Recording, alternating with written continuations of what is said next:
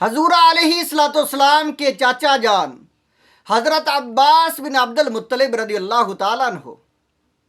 آپ فرماتے قال رسول اللہ صلی اللہ علیہ وآلہ وسلم، آپ فرماتے حضور علیہ الصلوۃ والسلام آپ نے فرمایا ازق شعر جلد العبد، فرمایا جب انسان کی جلد کے رونگٹے جو ہیں، جب رونگٹے کھڑے ہو جاتے ہیں، جسے ہم پنجابی میں کہتے ہیں لوں کنڈے کھڑے ہو گئے، فرمایا جلد کے بال جب انسان کے کھڑے ہو جاتے ہیں، جلد کے رونگٹے جب کھڑے ہو جاتے ہیں، من خشیت اللہ، اللہ کے ڈر کی وجہ سے، اپنے گناہوں کو یاد کر کے، فسق و فجور کو یاد کر کے، گناہوں کی وجہ سے، اللہ کے خوف کی وجہ سے جب انسان کے رونگٹے کھڑے ہو جاتے ہیں تو کتنا ثواب، کتنا اجر ملتا ہے۔ حضور علیہ الصلوۃ والسلام آپ نے فرمایا تحاطت عنہ ذنوبہ کما یتحاط عن الشجرۃ الیابسہ ورقھا، فرمایا اللہ تعالیٰ اس کے گناہوں کو اس طرح معاف کر دیتا ہے جیسے کہ خشک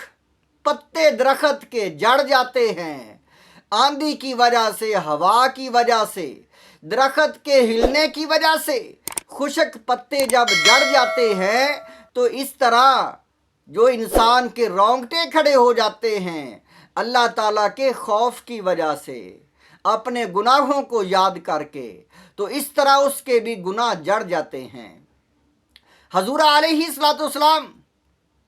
صحابہ اکرام کے ساتھ ایک ایسے درخت کے نیچے بیٹھے ہوئے تھے کہ آندھی کی وجہ سے اس کے پتے جو تھے وہ خشک پتے جڑ گئے۔ حضور علیہ الصلوۃ والسلام تشریف فرما تھے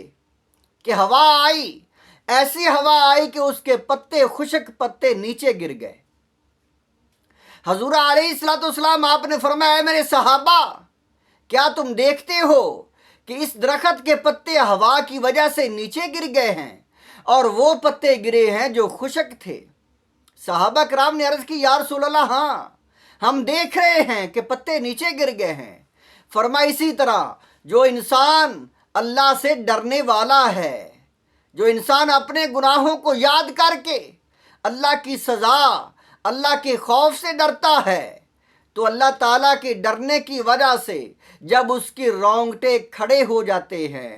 تو فرمایا اس طرح اس کے جو گناہ ہیں وہ جڑ جاتے ہیں اور نیکیاں اس کی نہیں جڑتی، جس طرح ہرے پتے اس کے ثابت ہیں۔ حضور علیہ الصلوۃ والسلام آپ نے فرمایا، حضرت انس بن مالک رضی اللہ تعالیٰ عنہ آپ راوی ہیں، حضور علیہ الصلوۃ والسلام آپ نے فرمایا جس انسان کی آنکھ سے آنسو نکل آتے ہیں خوف الہی کی وجہ سے، اللہ کے خوف کی وجہ سے جو انسان روتا ہے اور اس کا